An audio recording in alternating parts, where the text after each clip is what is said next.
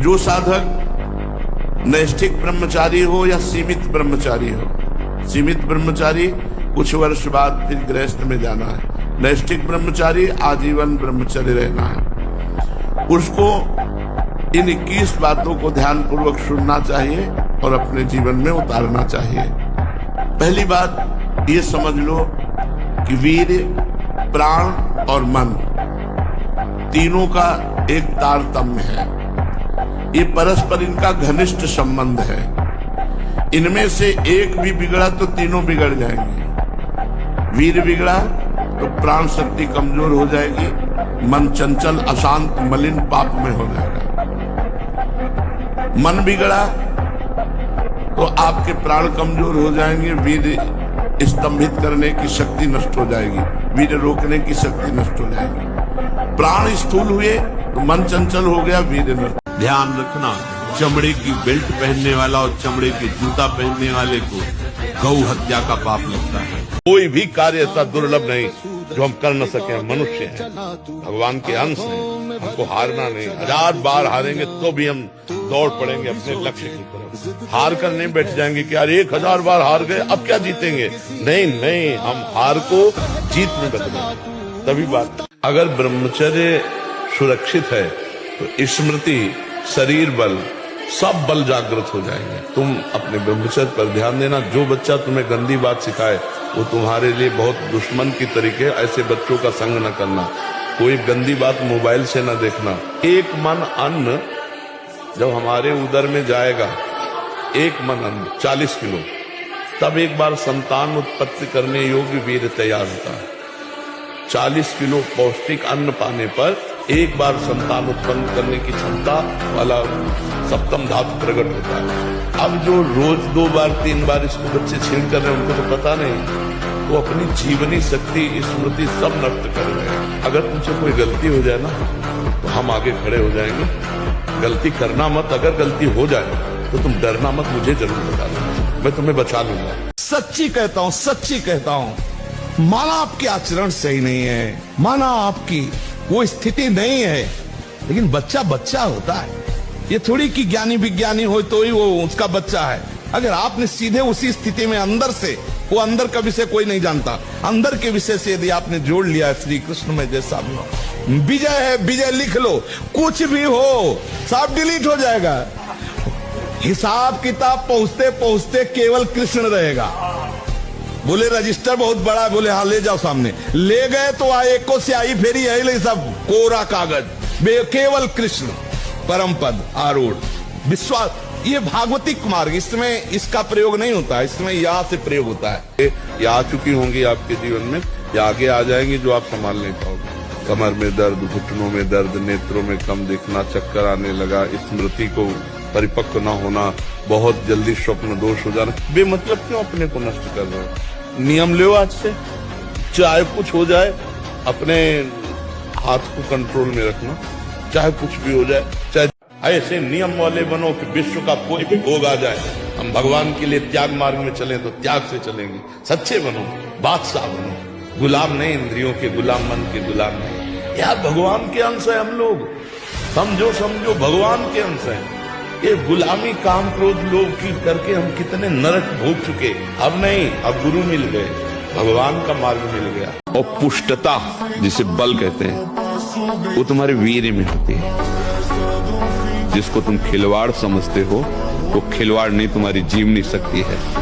यदि संयम से, ब्रह्मचर्य से रहो तो न उतनी घी में ताकत है, न दूध में ताकत है, न किसी भी पदार्थ में ताकत, जो तुम्हारे ब्रह्मचर्य में ताकत है। मृत्यु से इसलिए डर लगता है कि आपको मरने के बाद ठिकाना निश्चित नहीं है। मृत्यु कोई बहुत भयावह वस्तु है। अरे 2 प्रेमी एक चुटकी, मतलब जरा में अपने को नष्ट कर देते हैं, जरा से प्यार में नष्ट कर देते। हम बड़ा प्यार कर रहे हैं प्रियालाल, फिर हमें मृत्यु को डर लगे, मतलब अभी प्यार हुआ नहीं प्रियालाल से। नहीं, प्रियालाल से अपना मृत्यु क्या है, जाना तो है ही एक दिन। कब कहाँ काल हमें रौंद दे कुछ पता नहीं, इसलिए हर समय सावधान हो। राधा राधा राधा। आप तो सब कुछ कर सकते हो, कितनी भी ठीक कर सकते हो, सब कुछ। पर इससे होगा क्या, नाशवान शरीर है, आज नहीं तो कल जाएगा, तो इसलिए इस पर क्यों खर्चा करें। ब्रह्मास्त्र का प्रयोग मच्छर मारने के लिए क्यों करें।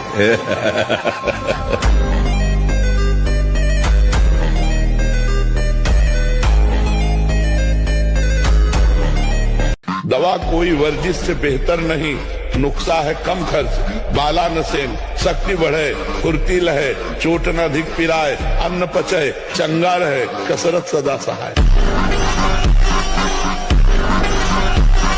हमें कुछ नहीं जानना, राधा श्री राधा श्री राधा। हमें कुछ नहीं पाना, राधा श्री राधा श्री राधा। सब कुछ प्राप्त हो जाएगा।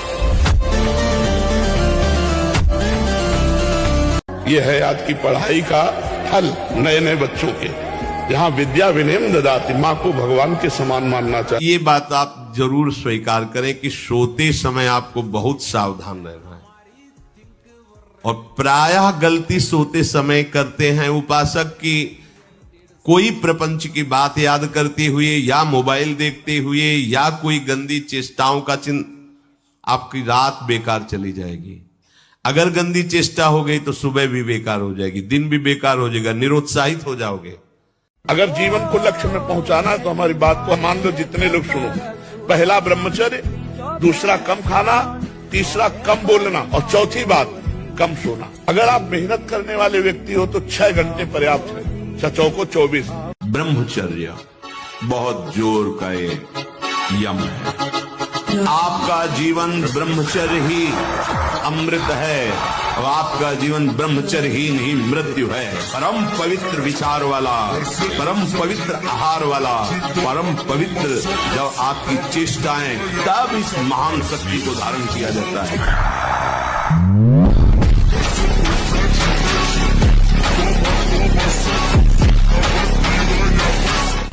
व्यर्थ में ब्रह्मचर्य को नष्ट करना, व्यर्थ में ये पाप जनित कार्य करना, महारौरव नरक में जाने का पूरा तैयारी कर रहे हो। ये अज्ञान की बात नहीं, भगवान की कृपा से सत्संग सुनने को मिल रहा है, शास्त्र सम्मत। तो डरो, डर करके अपना सुधार करो। ऐसा नहीं कि आप कोई नहीं देख रहा, आपके मन में जो आया आप वो कर रहे हैं, नहीं, आपको इसका दंड मिलेगा, एक एक सेकंड का दंड मिलेगा। जो बालक 25 वर्ष की अवस्था तक अपने ब्रह्मचर्य को साध कर रहता है, भारत क्या पूरी दुनिया की ताकत उसके तेज का सामना नहीं कर सकती है।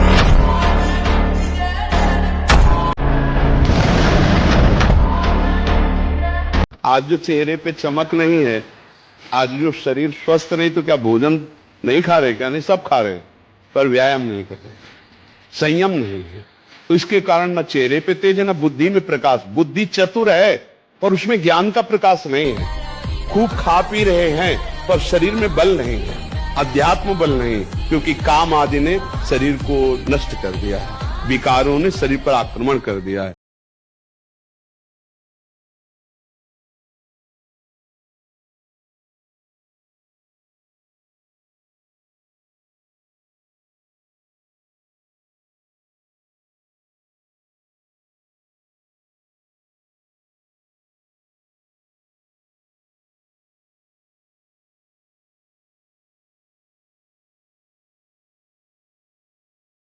घोर दुख मिले वही आचरण मेरे माता पिता ने, परिवार वालों ने सिखाया।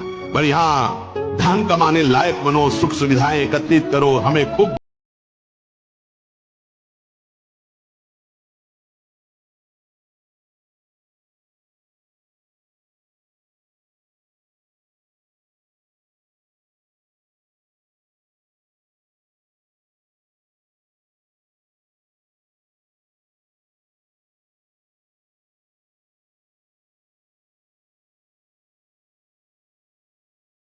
जाएगी, हमारे किसी काम का नहीं रहेगा, तो उनकी धमकी आने लगेगी। अगर कल से माला लेके बैठे तो हम ऐसा कर लेंगे। अगर वो सत्मार्ग सुनकर चलने लगे तो रोकने के लिए जरूर प्रयासरत। सैकड़ों ऐसे हमारे पास प्रश्न आते हैं।